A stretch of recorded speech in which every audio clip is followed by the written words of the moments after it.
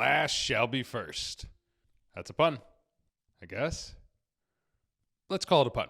Anyway, that's what shoemakers say, and certainly lastmakers, including Michael James of Springline Limited, Northampton, England's last, this one's definitely a pun, shoe last maker. I chatted with Michael about how Springline helps shoemakers develop new lasts, their world-class bespoke last making services, the lasted shoe tree business, and of course, the King's bunions, which he does not have, people. He does not have. No bunions. The man is bunionless.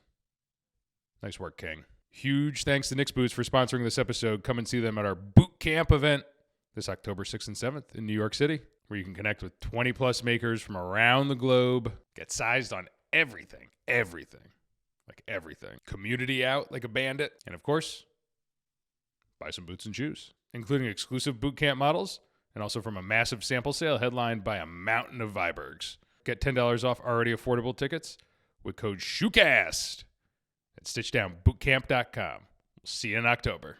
All right, let's go chat with the magician known as Michael James of Springline Lastmakers. All right, it's time. Michael James of Springline. It's an absolute pleasure to have you on the ShoeCast today. How's everything going? What are you wearing on your feet? Hello, Ben. Hello, nice to see you. I at the minute I've got a pair of evergreen Chelsea boots on a very iconic last 82 last, yeah, in a nice tan, rubber sole, a nice Ridgeway sole as well.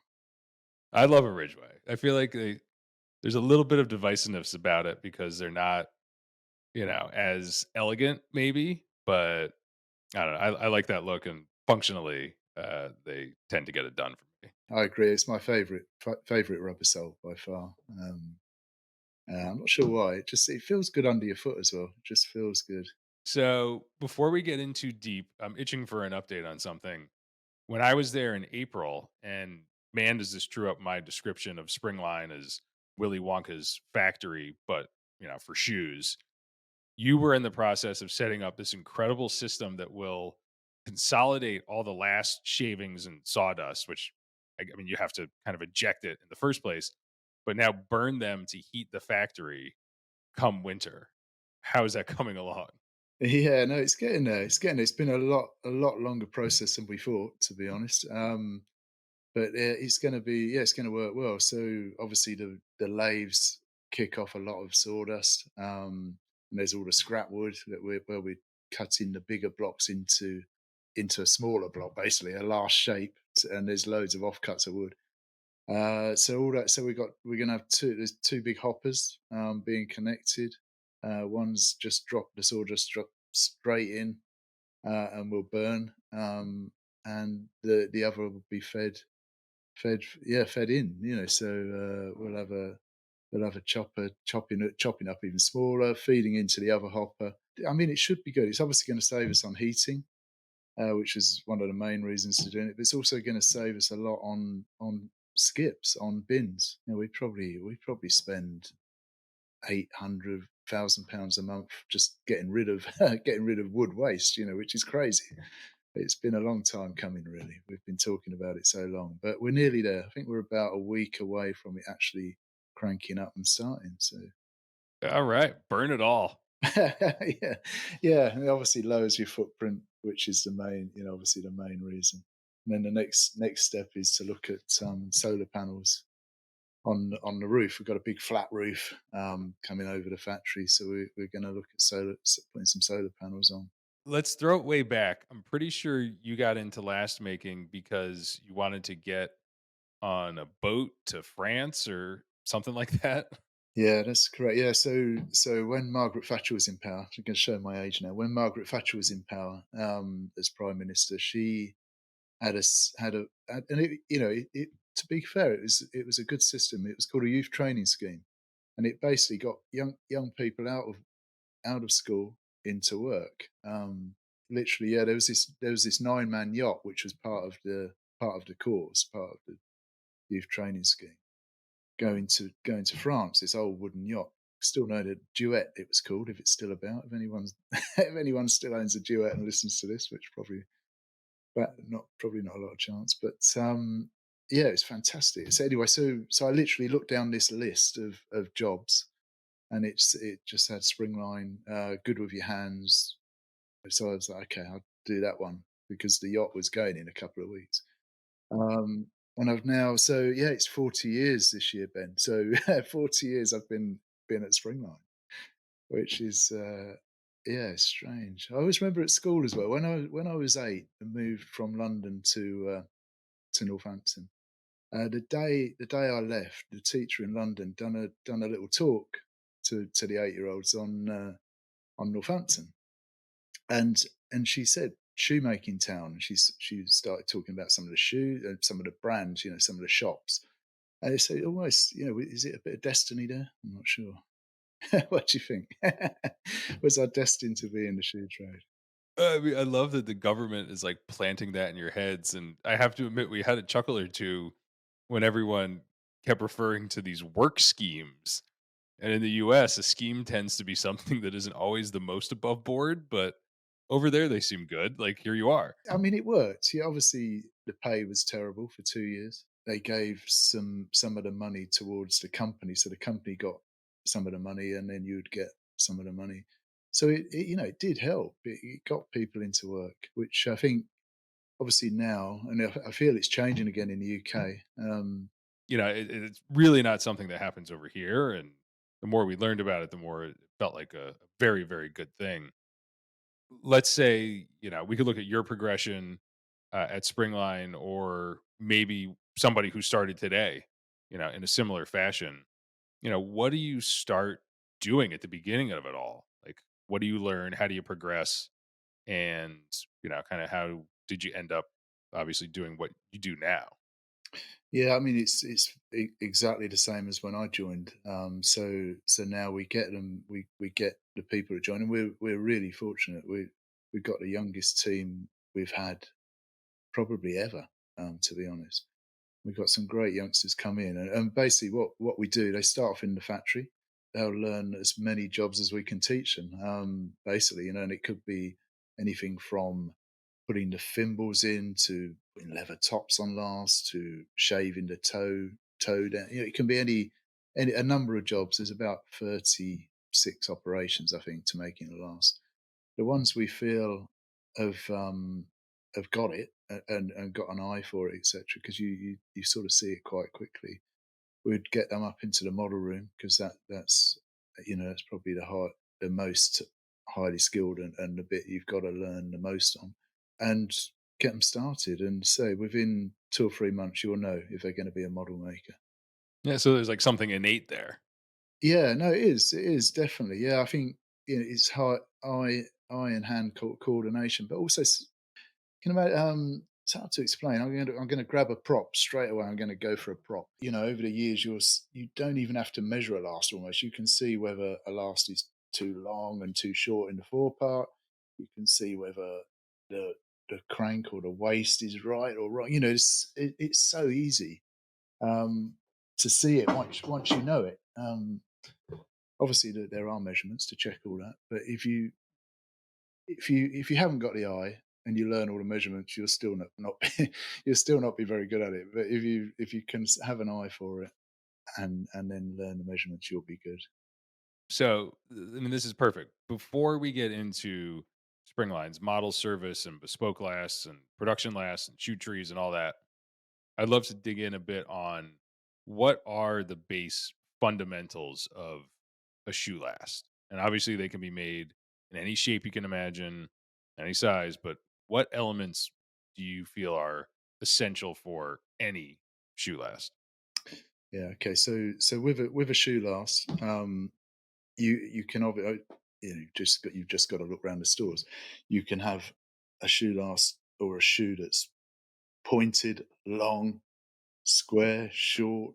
But the fundamental part, and the bit that's going to make them fit, is you've got to get the back part of the last fitting. So from your joint of your foot going to the back of the last, that's the bit that's going to hold your foot. You can make a clown shoe. You can have a great big round toe on it, and have it as long as you like. But as long as that back part holds your foot back into the shoe, it'll work. How does that happen? How do you get it to stay in there? Measurements, tread widths, seat widths, joints, waist, instep measurements. It all comes down to holding that foot back. What do you understand about what's changed over time with shoe last? Let's call it maybe from the early 20th century when footwear began to become more standardized to now. Certainly even in my time, so 40 years, when I first started, um, feet were smaller, feet were narrower, men's and ladies. Basically, people's feet are getting bigger, they're getting wider, people are getting bigger, and their feet are going with it. And that's the main change. The main change. What about in terms of the forms or, like the fundamental measurements of it all? Like when was that all figured out really well? Because at a certain point, I imagine that, people were just getting blocks and they put them on their feet. And then they probably cared about how they looked maybe before they fit really well. And then one day it seemed like a lot of those kind of base fundamentals were like figured out and codified and okay, this is how we do it now. And then you can change everything else again, how it looks. But, the kind of like the math behind it all. Like do you have a sense of when that was determined and kind of set in stone? Yeah, I mean, I've just been reading a an article by Sterling Last actually from the US. They're gone now, but they were a good last maker. I remember them when I started. They were very high quality.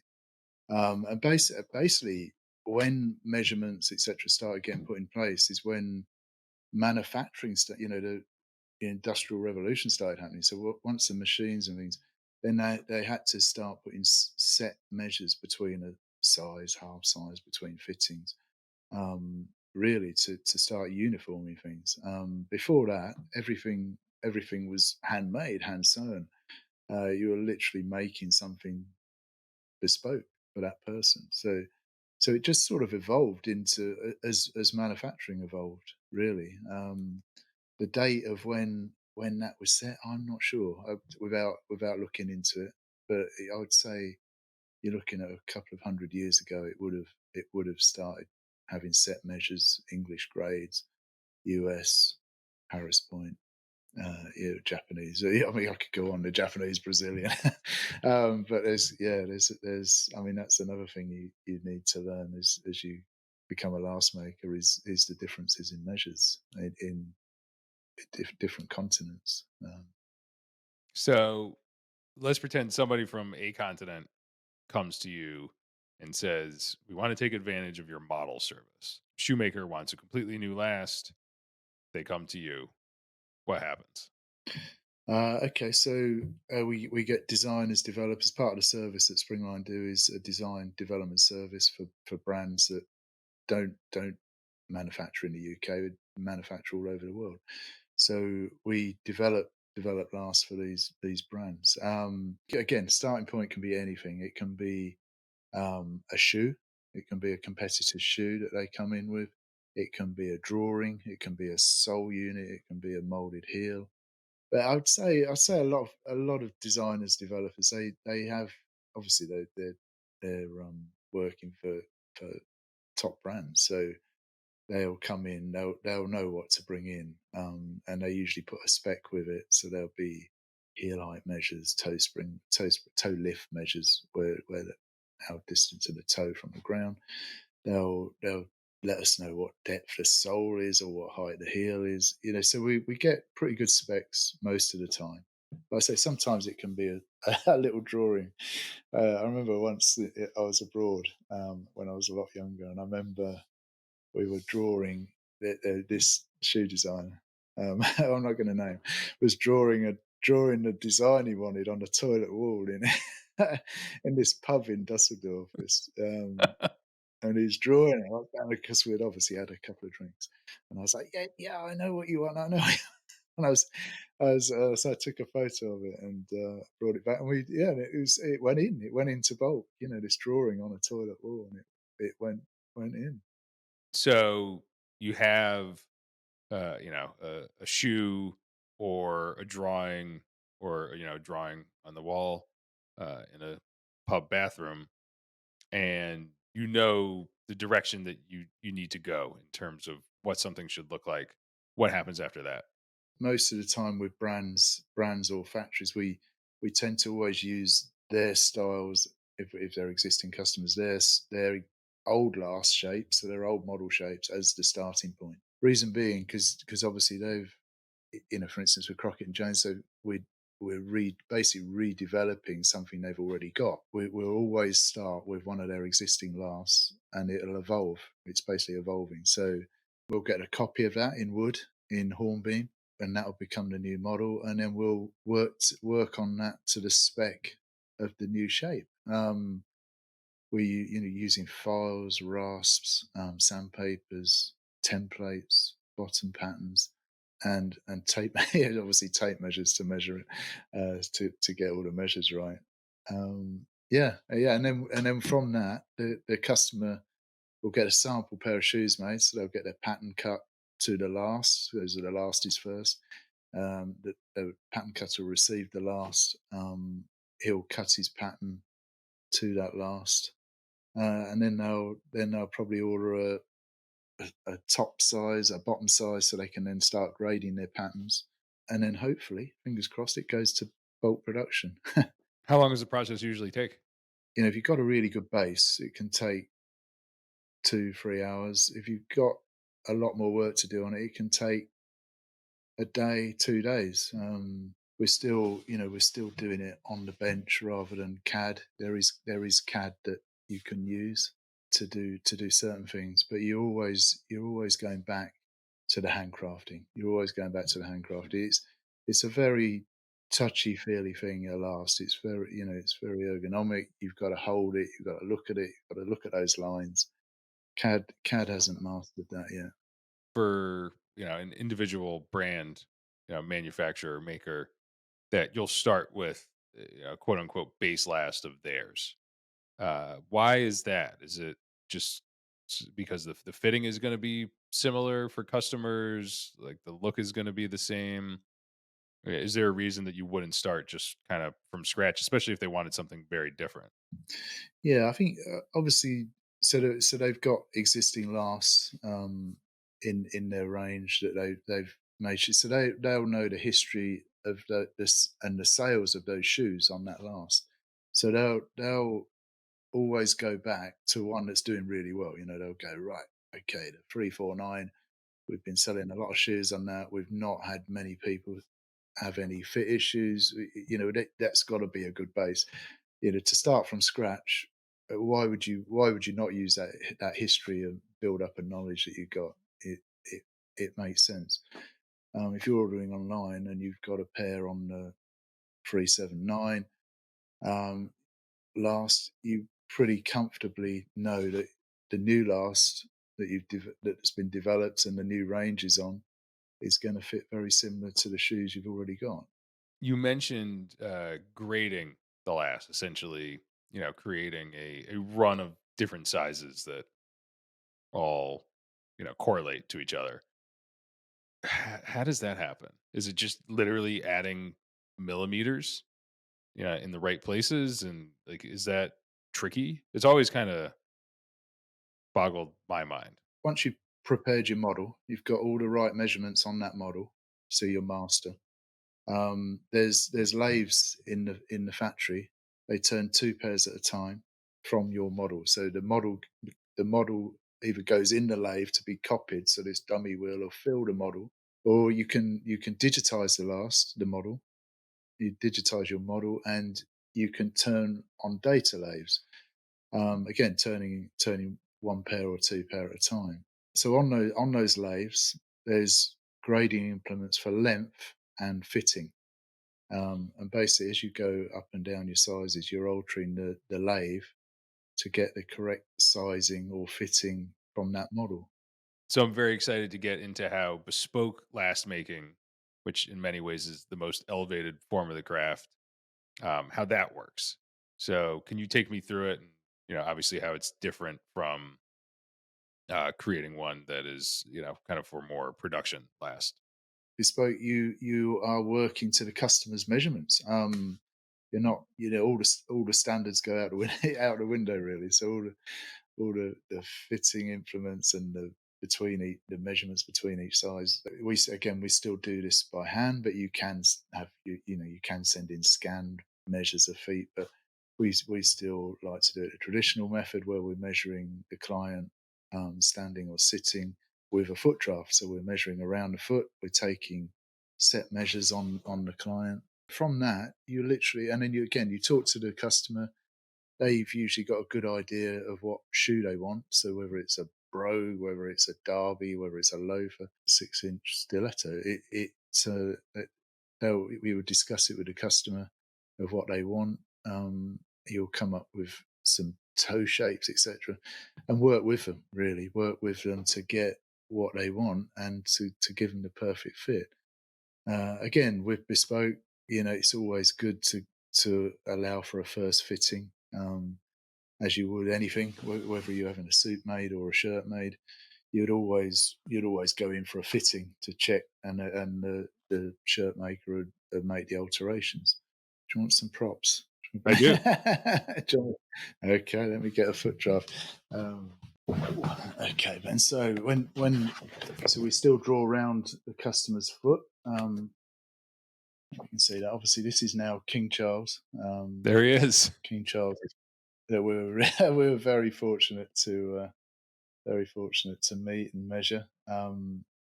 And yeah, so we, I hope you can see that. Okay, we've drawn around his foot. We've taken measurements, around the foot and the lengths, etc. We've made notes of. Yeah, there we go. Look at that.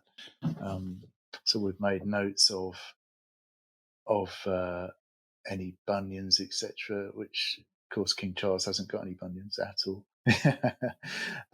Yeah, and basically, yeah, and they say then you've got that, and then you look at and talk to the customer about what they want. So the first pair we done for him was a pump, and that's the process really. You make the bespoke last from a foot draft, and you do a first fit.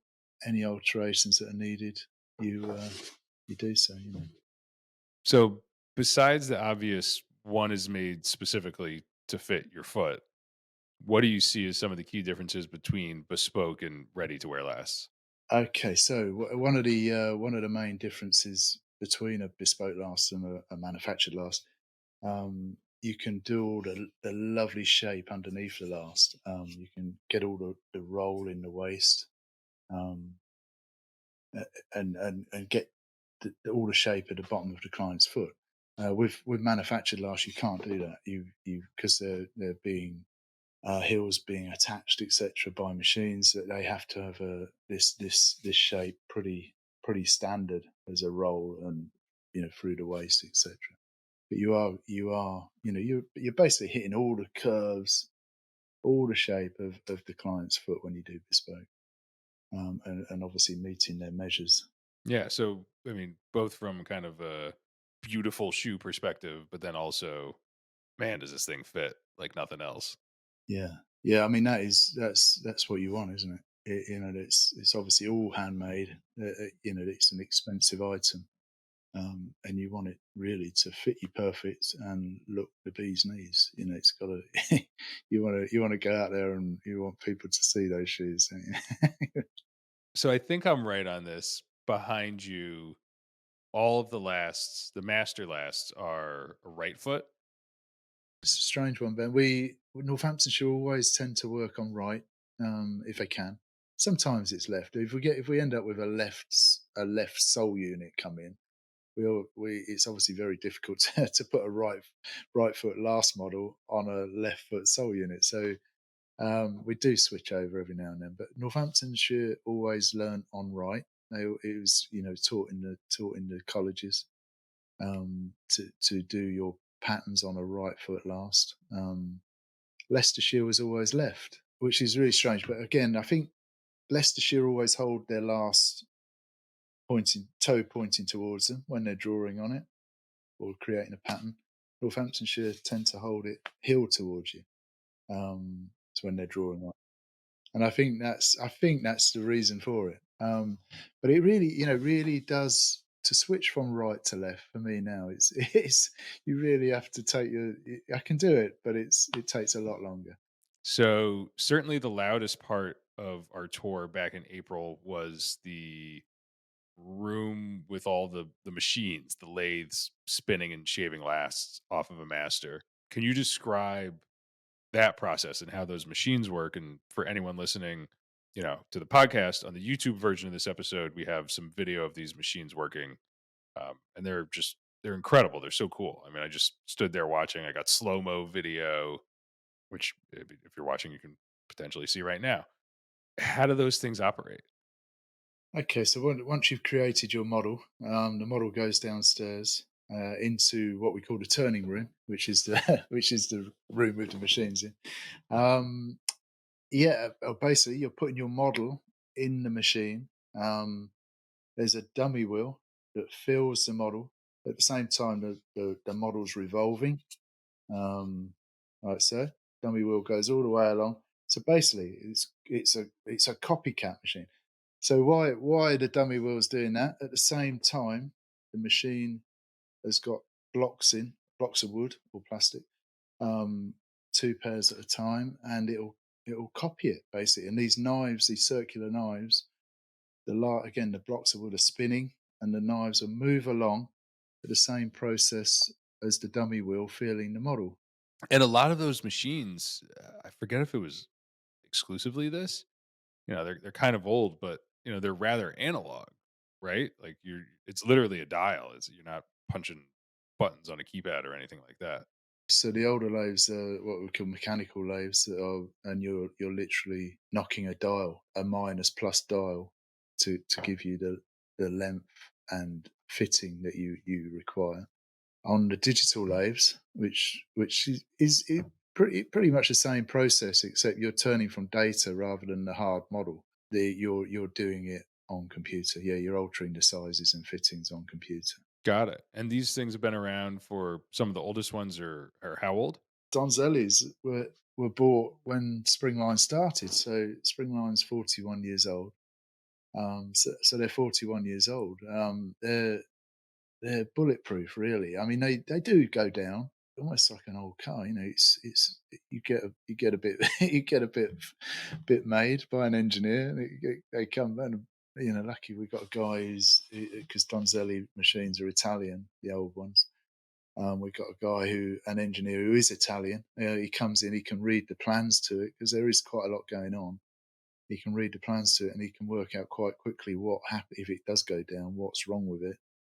If we need to get a bit made, we get a bit made. But they really are, Donzelli lathes. I think I probably told this story when you visited, Ben, that Mr. Donzelli married into the Beretta family, which is the Italian guns.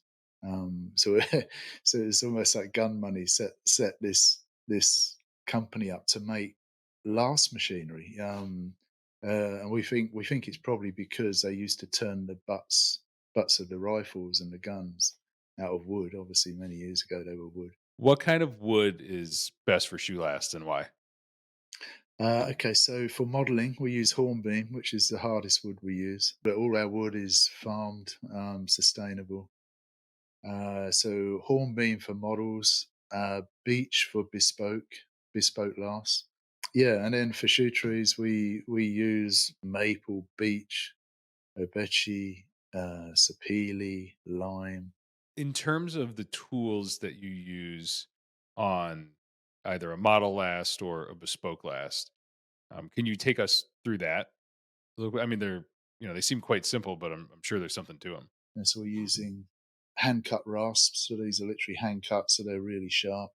We're using files. We use stick measures. This is a lastmaker stick measure, which is a great tool. It's got European sizing on. It's got English. It's got American. It's got inches on it.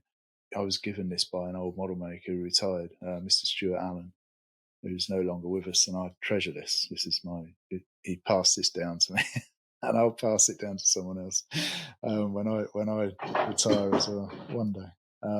So yeah, tape measure is very important. because obviously you've got to take the measures of a last. Template gauges we're using, so template gauges to do profiles of toes, etc. Um, yeah, and they're all hand tools, basically saws and hammers. It's all hand tools. You mentioned the tape measure, obviously pretty crucial. What are the key measurements that are necessary to create, any last, but certainly a bespoke last?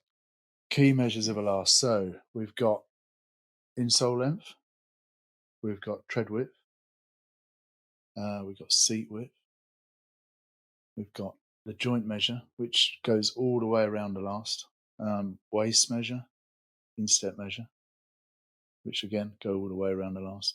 We've got the long heel. The long heel goes all the way around the back and all the way to the front where the joint is. Short heel goes all the way around the back to where the instep is. Toe depths, big toe, little toe. Yeah, they're the key measures. They're the key measures, but there's a lot more. So, in terms of history, what do you keep in the shop? I mean, you've worked on a lot of lasts over the years. Are they all there? We've got around 5,000 models, um, hard models, so wood models, on shelves, in containers, in the back room, in what we call cubs, which is where you chuck quite a few in one box. We've probably got 3 or 4 thousand as data as well. We can be making maybe anything from 10 to 20 models a week in the model shop, possibly more some weeks. So it soon builds up. The shelves behind us need emptying again. So we when they fill up, because the men's are all on the floor behind us, because the shelves are full up. We have to rotate them. So the ones downstairs, the older ones, we're basically any that don't go to bulk production with us that are just developments, we digitize and we keep it as a data record. We've got obviously all the models for Edward Green, John Lobb, Crockett and Jones, Trickett, it's in churches. So we're proud to develop for all those. So we would never chuck those. They stay in the vaults. All right, good. Yeah, I know you got to stay warm, but don't burn all the history. Yeah, we're proud with everyone we work for, but for obviously Northamptonshire is so unique in what's left in Northamptonshire now. Is there a favorite type of last you enjoy making? I mean, bespoke or model or whatever it might be. When the trade was a lot bigger, I was the model maker and sort of sales. It crossed over. I was model making and selling for Northamptonshire. So I just made mainly last for Goodyear welted shoes. You can make any last sexy. You can make an orthopedic last a bit sexy by putting some shape into it, but retaining the fitting. But ladies last, I really enjoy. How does some of those work? I mean, I've seen all sorts of men's lasts or kind of, non high heel lasts. And then when we were there, it's like, oh, yeah, they need them for these too. I mean, the mind absolutely reels. Like, is it trickier to make a lady's last, like especially a severe high heel? The variation is far greater on ladies. I mean, look at that one. That's Like, how does that even work from a functional perspective? Yeah, I mean, no pain, no gain. Yeah. I mean, yeah, but it looks sexy. Looks It sexy. does. No, you obviously again, you're trying to retain the fit of the last, you're trying to retain the joint measures, the tread widths. Obviously, it gets trickier because the ladies or men's, it could be men's, ladies or men's is pushing down, the way you're standing, obviously everything's going into the. So you need to get the correct tread widths. You need to making sure, albeit as sexy as that is, that there's enough room for when that foot is elevated and the pressure's coming into the fore part of the foot. There's room. So Springline is also one of the premier makers of lasted and or bespoke shoe trees. One of the biggest surprises for me seeing them made live was just how much work goes into making shoe trees in general. There isn't some machine that just spits out finished shoe trees. There's a ton of handwork required. I don't know, there might have been 20 something steps. And we walked through them all, and it just made me realize how much a nice lasted shoe tree really justifies its cost in a way I didn't expect. Obviously, from the initial, you're still creating a model. You're doing a shoe tree model, which is different to a last model. And then you're prepping the wood. You're putting them in the turning machines that we spoke about earlier. And then they go into the finishing room. They're sanded or scoured. We use what we call scouring, but it's like a sanding belt. Then they go onto a drum sander. There's breather holes put in to let the shoe tree let air into the shoe to breathe. So when you take your shoes off and they're all warm and sweaty, the idea of the shoe tree is to draw the sweat out of the shoe, and the breather hole is part of that. It lets air into the shoe. Yeah, yeah, and the process. Obviously we're doing different colours, we're doing different stains, so that's all the process. The polishing and waxing of them. Nothing's varnished, nothing's sealed. It's all natural waxes, so the tree still helps the shoe breathe. It's all handwork once it comes off the machine. When they come off of the lathes, there's still a front and the back that was attached, so it was spinning, right? You got to take those off. You got to stand that down. Okay, there's one step right there. For those kind of double post ones that you showed us, you got to put it on the drill press and drill those holes. Then you have to insert them. Like for some reason, it seems like something. The last itself is this hollowed thing, and all the time in the world needs to be spent with it. And yeah, it just seemed like there was some like vending machine that just you put in a buck and it spits out a shoe tree. Like, turns out not the case. No, no. I mean, the hinged ones are the longest. We do this. We do a tree we do one with a hinge on, so we can do one with a hinge on top. But we also do one with just the barrel showing, which is really smart. That's probably the longest process because you're recessing the part for the hinge to go in. You're putting straight slotted screws in instead of posi drive screws, which takes longer, takes more time. You want to line them up, but it's what we want to make we want to make the highest quality we can. It's made in UK. It's made in Northamptonshire. It's got to be top end. It's got to be the best we can make, and we're always looking at ways to improve it. But yeah, I mean that trues up with what I saw. And then both your son and your daughter also work with you. Yes, yeah, yeah, very lucky. Yeah, I've got my oldest son, Sonny, is really going to be, the future of the model. Certainly, the modelling. He's very fortunate. He come in and he started working with me, and he's got the eye. So he's been here. I think he's been here 11 years now, which is crazy because again, he's only 29 at the minute. So Molly come out of university. She done shoe design at university. Went to a shoe factory. Done a little bit there for a year or so, and now she's with us doing bespoke trees. So again, there's a lot. I'm going to hopefully she get her involved in hill making because we do for catwalk. We do a lot of hills, platforms, cork platforms, wedges, all that sort of stuff. So when the fashion weeks come along, we tend to we tend to be stacked out with hills and platforms and all sorts of strange things that go on the bottom of shoes. Yeah, in terms of that future, I mean, you mentioned that you're looking to add a couple more people just because of the demand for production. I mean, what is the outlook for Springline? For a couple years, next decade. I still think we can grow. Definitely, we've got lots of ideas. We've gone through a change September last year where the senior managing director he retired, sold his shareholding. So we've got a new partner involved in the business who's got lots of ideas. We see a growth. Probably not so much on bulk last manufacture, but we see Bespoke's definitely growing. Bespoke is a growth part. There's more bespoke makers in the UK and probably across the world. Probably similar. Well, we work with some in the US, and Japan. We see that there is a growth there. All right, one more, Michael. One more. We got to settle this once and for all. You make shoe trees, so you're a little compromised here, but there is this lore around the shoe tree, and especially with cedar, which I don't believe you use, that it kind of sucks the moisture out, right? And that's how you keep your shoes fresh. Obviously, the shape is maintained, but really it's about getting that moisture out. And then there are some people who say, "No way, that's not how it works at all." What's the deal? What's the real story here?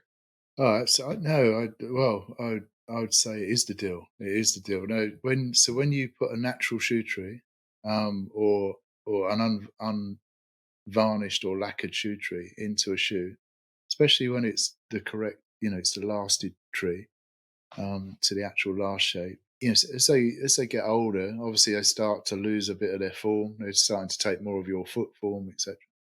You put that shoe tree in, it the leather's moist, the leather insole's moist. It's basically contracting back onto that shoe tree. So it will draw the sweat out, definitely. We're gonna believe you. Again, you're in on this. You're selling the damn things. But we are gonna believe you.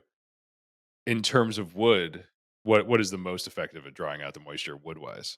We use maple probably is our main is what we use mostly. But yeah, obeche, maple, lime, beech, that'll do it. Every bit of wood we got would take the moisture out. All right, I'm sold. Huge thanks to Nix for sponsoring this episode and coming in strong to our massive boot camp event. I implore you to do whatever it takes to get yourself to New York City this October. Let's get after this thing. If you're digging this podcast and the kind of stuff that we discuss on it, the best way to show it is by joining the Shoe Party, Stitch Down Premium Discord, the beating heart of the community we've been building for almost half a decade now. Just $5 a month goes so very far to supporting the Shoecast and all Stitch Down operations. The conversation in there is as good as it gets on the shoe internet. More info on stitchdown.com. But most of all, Michael, thank you so much for coming on today. This was a magical one. I really appreciate it. Thank you, Ben. Thank you for having me on. It's been great. I loved it. All right, that's it for this week. Take care of your shoes. We'll see you next time. And now for the last part of this video. Get it? Get it? If you dug this one, you should probably subscribe. And check out some of our other videos. Shockingly, they're about boots and shoes.